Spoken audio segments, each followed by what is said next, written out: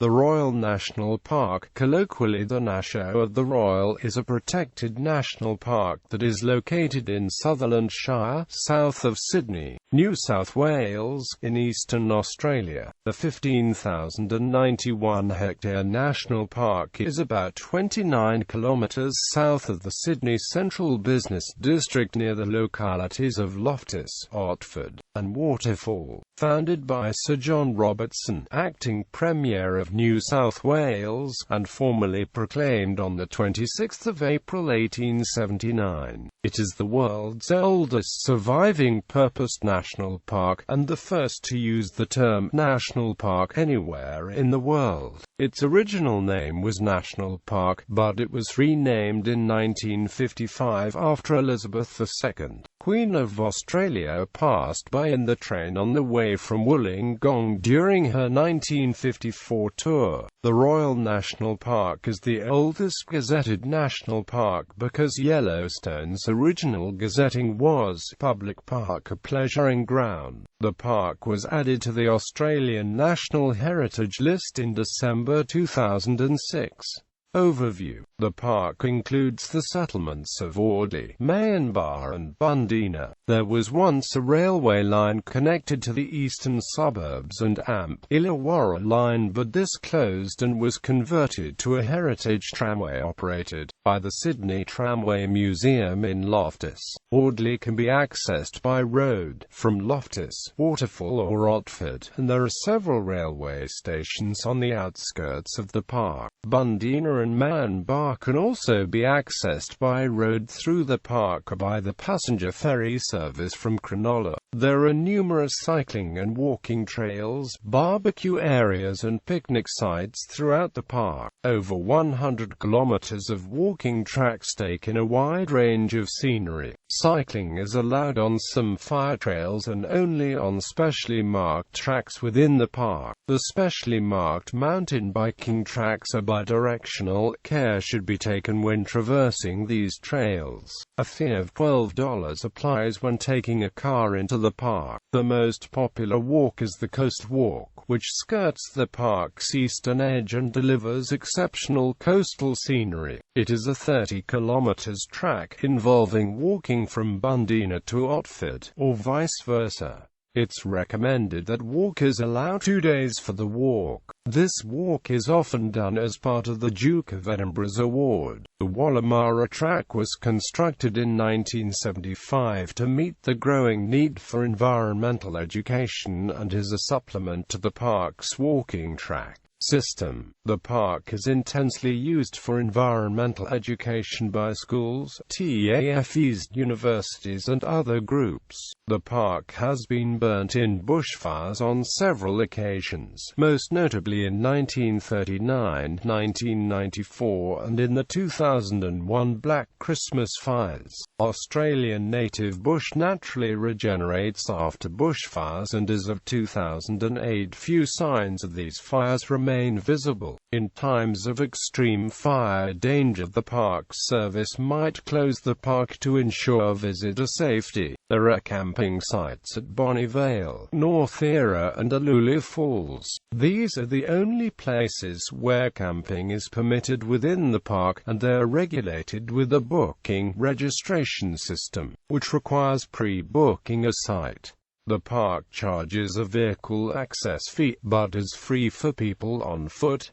Geography, flora and fauna. Royal National Park contains a wide variety of terrain. Roughly, landscapes in the park vary from coastal cliffs broken by beaches and small inlets to an ancient high plateau broken by extensive and deep river. The valleys. The river valleys drain from south to north where they run into Port Hacking, the extensive but generally shallow harbour inlet which forms the northern border of the park. When looking across the park from east to west, the rugged folds of valley after valley fade into the distance. The geology of the site consists mostly of the Triassic Hawkesbury sandstone, with some sections of the park having the more recent rich Awanumta shale capping. Deep below the Hawkesbury sandstone belt lies Narrabeen shale. shales, which is mixture of shale and sandstone, under which and within which are untapped coal seams which run right through Sydney and are mined extensively where they come closer to the surface south of the national park near Wollongong. Sections of recent alluvium fringes of estuarine watercourse where the endangered ecological communities, swamp oak woodlands and swamp mahogany woodlands grow still. Coastal heathland. Running the full coastal length of the park is a coastal heathland characterized by hardy, low-growing, salt-tolerant shrubs that spread across rocky, hard terrain with very little topsoil. The coast itself is composed mostly of high cliffs reaching a height of nearly 100 meters at the southern end. These cliffs are punctuated by a number of fine, sandy beaches open to the ocean and providing fine swimming and surfing. Several of the beaches can be reached by road, others only by several hours bushwalking.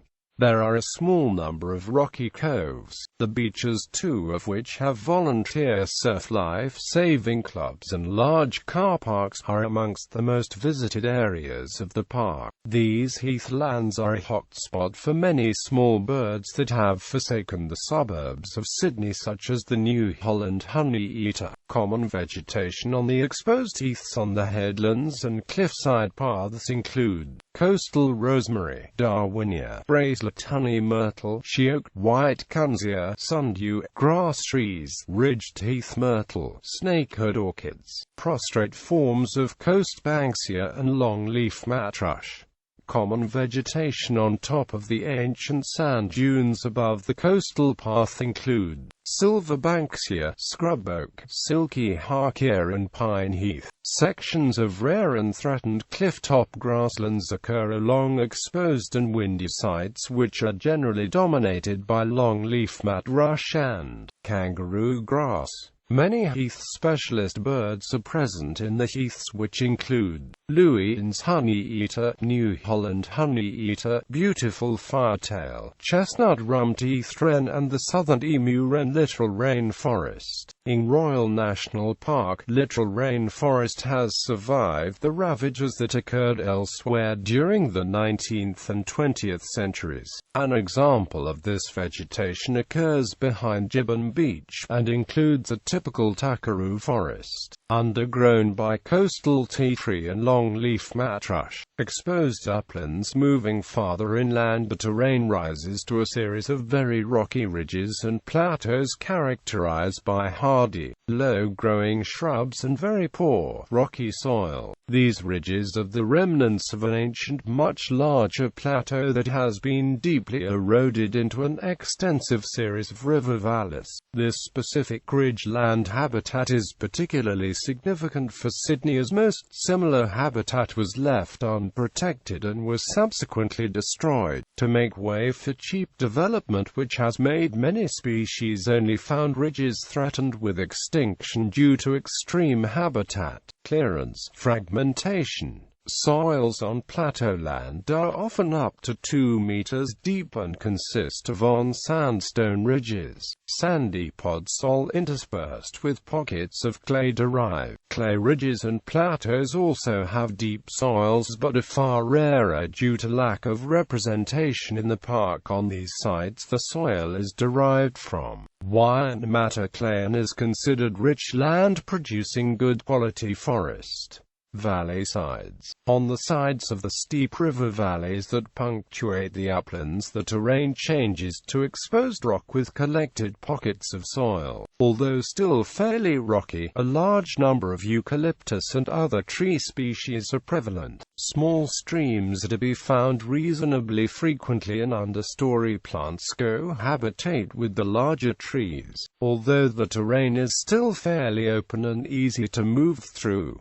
Tree heights in this area reach an average maximum of about 10 meters. The plant mix and geography conditions in this area are typical of much of the terrain in the coastal areas of New South Wales, but with many widespread genera having highly localized species in the Royal National Park. This sort of habitat is one of the most floristically diverse in Sydney Basin. This environment is classed as sclerophyll open forest and is divided into dry and wet sclerophyll forest. Factors shape this habitat are primarily bushfires, low phosphorus nitrogen levels, intense summer heat and low water levels, resulting in a diverse floristic assembly of flora and fauna with apparently divergent paths in similar habitats. For example, scribbly gums have smooth-barked trees in a manner which reduces the chance of catching on fire, while stringy barks have bark which easily catches alight, clearing the way for its fire-stimulated seedlings.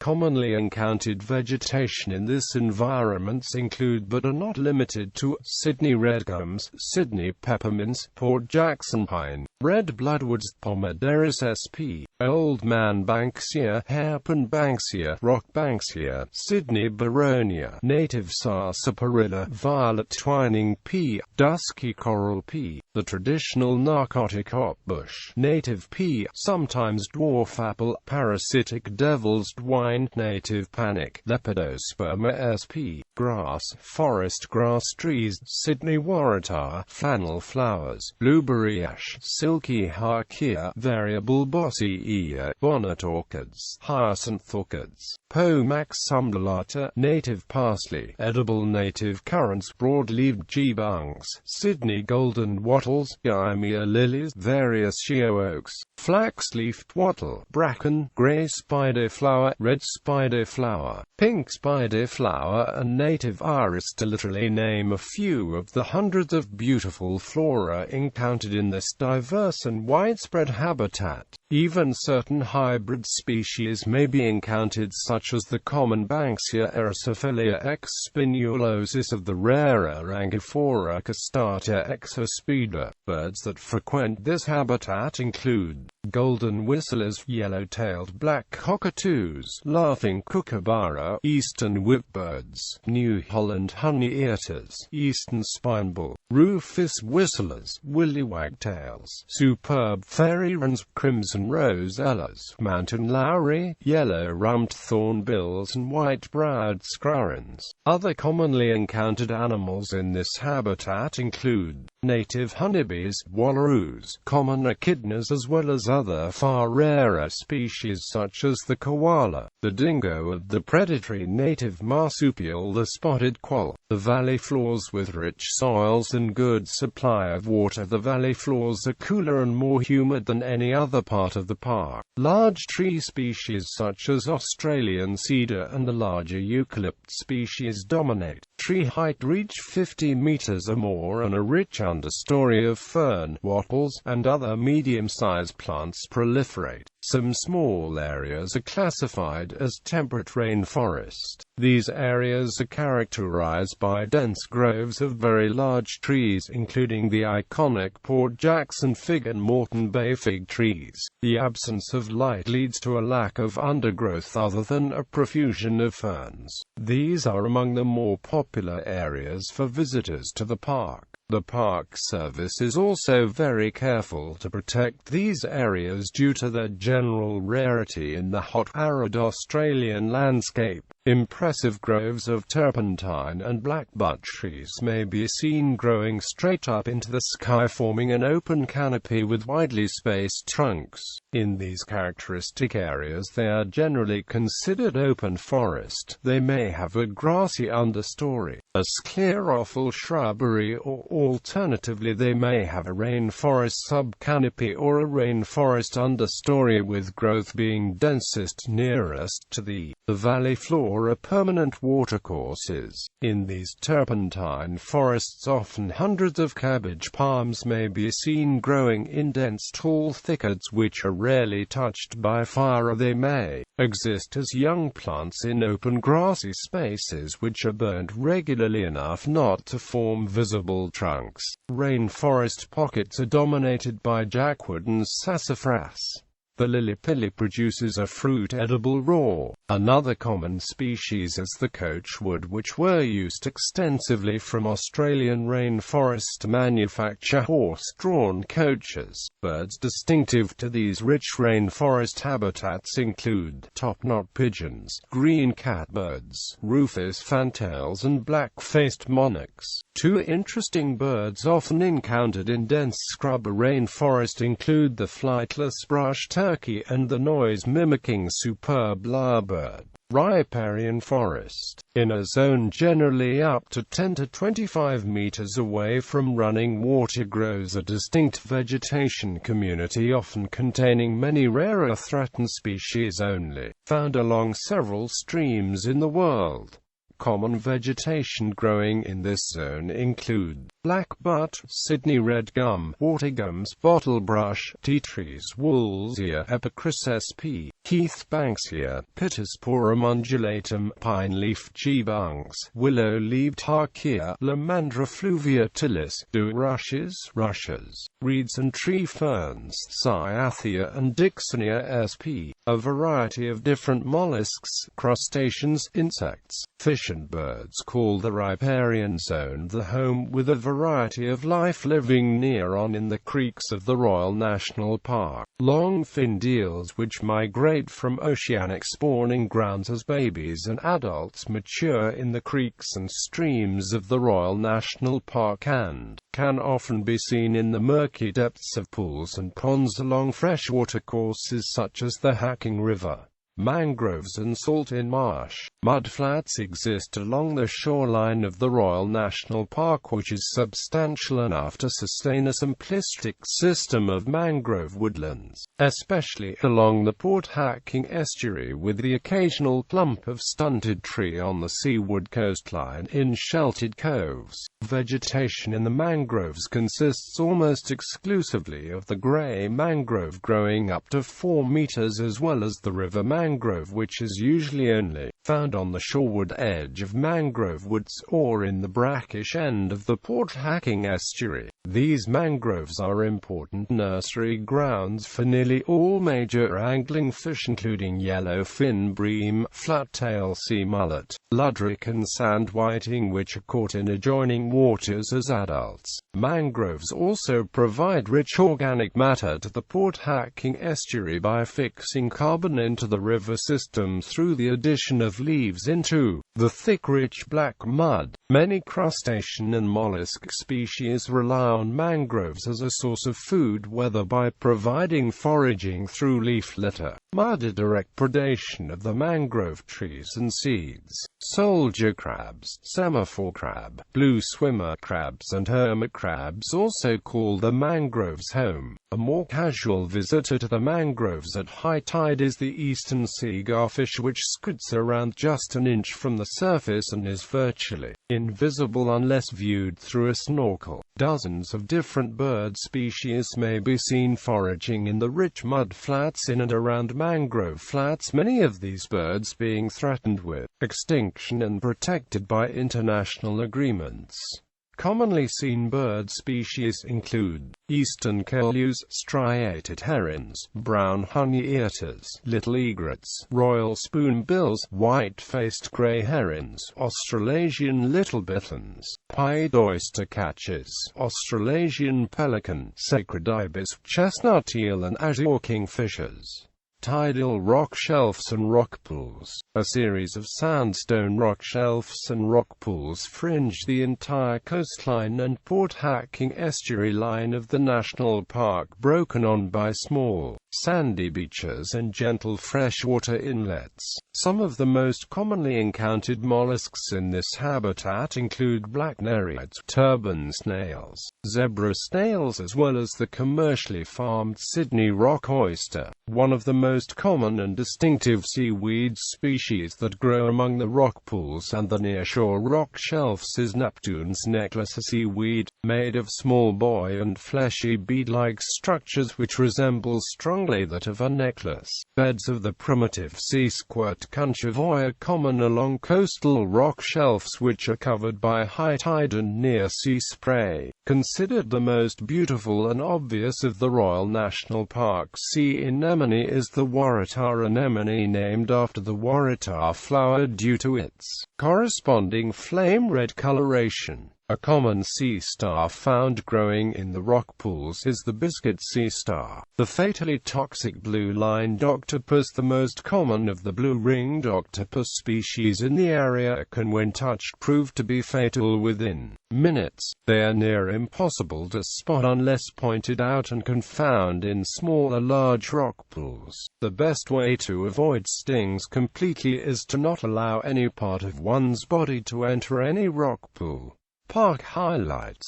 Audley, a large, flat area at the base of one of the larger valleys in the park. The main road into the park from the north drops quickly from the heights to Audley, where it crosses the Hacking River on a weir before climbing up the other side of the valley to continue further into the park. Audley was developed in the late 19th century as a picnic area for Sydney-siders on a day trip. A large, heritage-listed timber boathouse from that time still exists on the western bank of the weir and currently rents rowing boats and canoes to allow leisurely exploration of the upper reaches of the river.